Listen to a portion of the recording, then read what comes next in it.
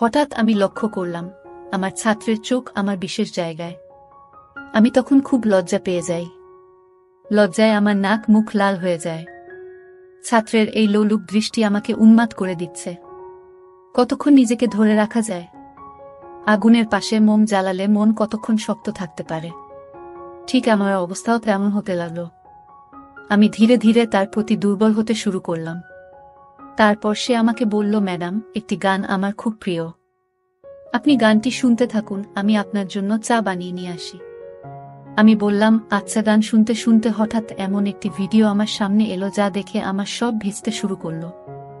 তারপর ও আমার সাথে যা করল তা শুনলে আপনার পানি গড়িয়ে গড়িয়ে পড়বে। তাহলে শুরু থেকেই বলি। হ্যালো বন্ধুরা, আমি নাসরিন আক্তার শিলা। সবাই আমাকে শিলা বলে ডাকে।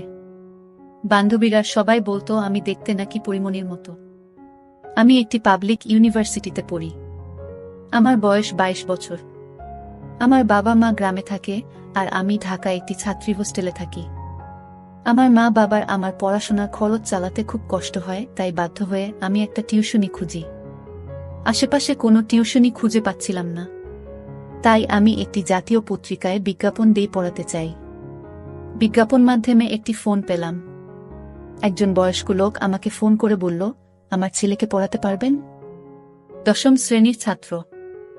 আমি বললাম যে পারবো আঙ্কেল। প্রথম দিন পড়াতে গিয়ে দেখি 10ম শ্রেণীর ছাত্র ছেলেটা বেশ সুন্দর এবং স্মার্ট। দেখতে শুনতে খুব ভালো ব্যবহার ও নম্র। তারপর তার মা বাবার সাথে কথা বলে প্রাইভেট পড়াতে শুরু করি। ছেলেটাকে যখন প্রথম দিন প্রাইভেট পড়াতে যাই, তখন হঠাৎ করে আমি চেয়ে দেখি ছেলেটি আর চোখে মাঝে মাঝে আমার দিকে চেয়ে থাকে। তার চাওয়ার মধ্যে অন্যরকম রহস্য বোঝা যায়। এইভাবে আমি আমার গতিতে প্রাইভেট পড়াতে থাকি। পড়াতে পড়াতে প্রায় 2 সপ্তাহ এভাবে চলে গেল। হঠাৎ একদিন তাকে প্রাইভেট পড়াতে গিয়ে দেখি তাদের বাসায় কেউ নেই। তারপর আমি জিজ্ঞেস করলাম, আঙ্কেল আন্টি কোথায় গেছে? সে বলল, তারা বেড়াতে গেছে, আসতে একটু দেরি হবে। বাসায় কেউ নেই, খালি বাসায় আমি আর আমার ছাত্র। মনের মধ্যে কিছুটা ভয়ও কাজ করছে। তাছাড়া খালি বাসা আর ওদিকে আমার ছাত্রের লক্ষণ ও আজকে খুব একটা ভালো বুঝতেছি না। কেমন করে যেন আমার দিকে চেয়ে রইল। তারপর আমার ছাত্র বলল, ম্যাডাম, আমার খুব মাথা ব্যথা করছে। চা খাবেন? আপনি চা খেলে আপনার জন্য চা বানাবো। আপনার সুবাদে আমার চা খাওয়া হলো। আমি বললাম, ঠিক আছে, চা খাওয়া যেতে পারে। আমার কথা শুনে ছাত্র খুব সুন্দর করে মনের মাধুরী মিশিয়ে চা বানিয়ে আনল। আমি চা মুখে দিয়ে দেখলাম অনেক মজা হয়েছে। আমার ছাত্র যে এত সুন্দর করে চা বানাতে পারে তা আমি কখনো কল্পনাই করতে পারিনি। তার হাতে চা খেয়ে তার প্রশংসা করতে লাগলাম। আমার প্রশংসা শুনে সে অনেক খুশি হল। এইভাবে তাকে 2 মাস প্রাইভেট পড়ালাম। 2 মাস খুব ভালোই থাকল। তারপর একদিন শখে বসে শাড়ি পরে ছাত্রীর বাসায় প্রাইভেট পড়াতে গেলাম। আমার ছাত্র আমাকে দেখে বলল, ম্যাডাম, আপনাকে অনেক সুন্দর লাগছে। ম্যাডাম, আমি আপনাকে সত্যিই অনেক ভালোবাসি। আপনার ব্যবহার, চেহারা সুন্দর, বনলতার মতো চুল, সবকিছু আমাকে মুগ্ধ করেছে। আমি আমার অন্তরের অন্তঃস্থল থেকে, হৃদয়ের গভীর থেকে আমার সবটুকু ভালোবাসা আপনাকে দিলাম। প্লিজ আপনি আমার ভালোবাসা গ্রহণ করুন। 10ম শ্রেণীতে পড়ে ছাত্রের মুখে এত সুন্দর প্রেমের কথা শুনে আমার মাথা ঘুরে গেল। কখনো কল্পনাও করতে পারিনি যে সে আমাকে এত সুন্দর করে প্রেম নিবেদন করবে। কি করব তখন আমি বুঝতে পারছি না। সবকিছু ওলটপালট লাগছে। মনের ভিতরটা যেন ঝড় বয়ে যাচ্ছে। আমি এর আগে কখনো কারো প্রেমে পড়িনি তো, তাই কিছু বুঝতে পারিনি। তার কাছ থেকে এসব কথা শুনে কেমন জানি নিজের মধ্যে উতাল পাতাল হাওয়া বয়ে যাচ্ছে। জীবনে প্রথম কারো কাছ থেকে এমন রোম্যান্টিক কথা শুনে আমিও যেন উন্মাদ হয়ে যায়। তারপর সে বলল, ম্যাডাম, আপনি কি আমাকে ভালোবাসবেন? আপনি কি আমার ভালোবাসা গ্রহণ করবেন? আমার কাছে এমনভাবে প্রেম নিবেদন করে বসল। তখন আমি কি করব বুঝতে পারছি না। আমি বললাম, রাকিব, তুমি আমার ছাত্র। তাছাড়া তুমি আমার চাইতে বয়সে 4 বছরের ছোট। এসব কথা ভেবো না, তাহলে পাপ হবে। আমার ছাত্র বলল, ম্যাডাম, কেন? বয়সে বড় হলে কি প্রেম করা যাবে না? বয়সে বড় হলে কি তাকে ভালোবাসা যায় না? আমি তো আপনাকে মন থেকে ভালোবাসি। আমার ভালোবাসার মধ্যে কোনো খাদ নেই। ম্যাডাম, আপনি আমার চাইতে বয়সে বড় হলেও আমার কোনো সমস্যা নেই। আপনি যদি আমাকে ভালো না বাসেন তাহলে আমি পড়ব না। ছাত্রের এমন কথা শুনে মনটা খারাপ হয়ে গেল আর মনে মনে ভাবলাম, অনেক কষ্ট করে টিউশনিটা পেলাম। যদি টিউশনিটা হাতছাড়া হয়ে যায় তাহলে তো আমি বাসা ভাড়া দেব কি করে, চলব কেমন করে? মনের মধ্যে অনেক ভয়। যদি এখন আমি তার প্রেম নিবেদন না করি তাহলে হয়তো বা আমার টিউশনিটা বাদ হয়ে যাবে। রাকিব তার বাবাকে ভুল ভালো কিছু বোঝাবে। এই সব চিন্তাভাবনা করতে করতে বাসায় চলে আসলাম। বাসায় আসতে নিলে আমাকে ফোন দেয়। ম্যাডাম কেমন আছেন? বাসায় গেছেন? খাওয়া দাওয়া করছেন? কি খেয়েছেন? আমি বললাম, হ্যাঁ খেয়েছি। তুমি খেয়েছে? রাকিব বলল, জি ম্যাডাম খেয়েছি। আগামীকালকে কোথাও ঘুরতে যেতে মন চাইছে। ম্যাডাম চলুন কোথাও ঘুরতে যাই, আমার খুব ঘুরতে ইচ্ছা করছে। ম্যাডাম বলল, কোথায় যাবে? আমি বললাম, নন্দন পার্ক। ম্যাডাম নন্দন পার্কের কথা শুনে অনেক খুশি হল। ম্যাডাম আমার সাথে ঘুরতে যেতে রাজি হল। তারপর ম্যাডামকে নিয়ে নন্দন পার্কে গেলাম ঘুরতে। সেখানে অনেক কপতি হাত ধরে চলা, বসে আড্ডা মারা। এসব দেখে আমি ছাত্রের প্রতি আরও ইমোশনাল হয়ে পড়ি। সেও আমাকে বিভিন্নভাবে তার প্রতি দুর্বল করার চেষ্টা করে। এভাবে অনেক আনন্দঘন মুহূর্তে এদিনের সময়টা কাটল। এই দিন আমি আর তাকে প্রাইভেট পড়াতে যাই নাই। পরের দিন আমি তাকে প্রাইভেট পড়াতে গেলাম। আমি তাকে মনোযোগ দিয়ে প্রাইভেট পড়াতে শুরু করলাম। হঠাৎ দেখি আমার টেবিলের নিচে আমার পায়ের উপর কারো পায়ে সুটসুটি। বুঝতে বাকি নেই সে যে আমার গুণধর ছাত্র। হঠাৎ পায়ের মধ্যে কোনো পুরুষের ছোঁয়া পেয়ে সমস্ত শরীর যেন কাঁপুনি দিয়ে উঠল। মনে হলো শরীর বিদ্যুৎ প্রবাহিত হতে শুরু হলো। তার পায়ের নিপুণ কৌশল আমার আস্তে আস্তে উপরে উঠতে শুরু হলো। বুঝতে পারছি না আমার সাথে কি হচ্ছে। হঠাৎ ছাত্রের মা চা নাস্তা নিয়ে এলো। পরিস্থিতিও স্বাভাবিক হয়ে গেল। এইভাবে সেদিন আমি বেঁচে গেলাম, আর মনের মধ্যে সবসময় ভয় হতো কখন জানি কি হয়। তারপর আর একদিন রাকিবের বাবা মা 2 দিনের জন্য রাজশাহী গেছে। তাদের কোনো এক আত্মীয় নাকি অসুস্থ, তাদেরকে দেখতে গেছে। রাকিবকে নিয়ে যায় নাই, কারণ সামনে তার পরীক্ষা। এই 2 দিন নিয়ে আমার খুব ভয় ছিল, আর মনে মনে ভাবি, রাকিব আমার জন্য যে পাগল জানি না, এই 2 দিন খালি বাসা পেয়ে রাকিব আমার সাথে কি করে। মনের মধ্যে আতঙ্ক নিয়ে তাকে প্রাইভেট পড়তে যাই। এই 2 দিন প্রাইভেট পড়াতে যেতে চাচ্ছিলাম না। আঙ্কেল বলে গেল রাকিবের সামনে পরীক্ষা, তাই প্রাইভেট একদিনও মিস দেয়া যাবে না। কি করব, বাধ্য হয়ে আমাকে প্রাইভেট পড়াতে যেতে হলো। রাকিবের আব্বা আম্মা যখন রাজশাহী বেড়াতে চলে গেল, এর পরের দিনে আমি রাকিবের বাসায় তাকে প্রাইভেট পড়ানোর উদ্দেশ্যে যাই। কলিং দিলে রাকিব এসে দরজা খুলল। দরজা খোলার সাথে দেখতে পেলাম সমস্ত রুম সে কাঁচা ফুল দিয়ে সাজিয়ে রেখেছে, আর পুরোটা জুড়ে লেখা রাকিব প্লাস শিলা।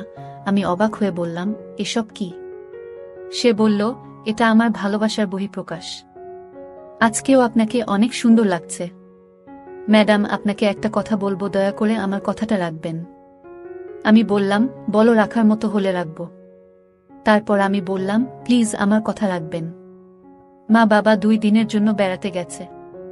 এই 2 দিন আমি শুধু আপনার সাথে গল্প করব। ম্যাডাম, না করেন না। তার এমন রিকোয়েস্ট আমি না করতে পারলাম না। আমি বললাম, ঠিক আছে, যাও, তোমার কথা রাখলাম। গল্প করতে করতে হঠাৎ আমি লক্ষ্য করলাম আমার ছাত্রের চোখ আমার বিশেষ জায়গায়। আমি তখন খুব লজ্জা পেয়ে যাই। লজ্জায় আমার নাক মুখ নীল হয়ে যায়। ছাত্রের এই লোলুপ দৃষ্টি আমাকে উন্মাদ করে দিচ্ছে। কতক্ষণ নিজেকে ধরে রাখা যায়? মোমের পাশে আগুন জ্বালালে মন কতক্ষণ শক্ত থাকতে পারে? ঠিক আমার অবস্থাও তেমন হতে লাগলো। আমি ধীরে ধীরে তার প্রতি আকৃষ্ট হতে শুরু করলাম। তারপর সে আমাকে বলে, ম্যাডাম, একটি গান আমার খুব প্রিয়, আপনি গানটি শুনতে থাকুন, আমি আপনার জন্য চা করে নিয়ে আসি। আমি বললাম, আচ্ছা। গান শুনতে শুনতে হঠাৎ এমন একটি ভিডিও আমার সামনে এল যা দেখে আমার সব ভিজতে শুরু হলো, চরম পর্যায়ে আসতে শুরু হলো। বুঝতে পারছি না এখন কি করব। এই ভিডিওটা দেখে আমার আবেগ শতগুণ বেড়ে গেল।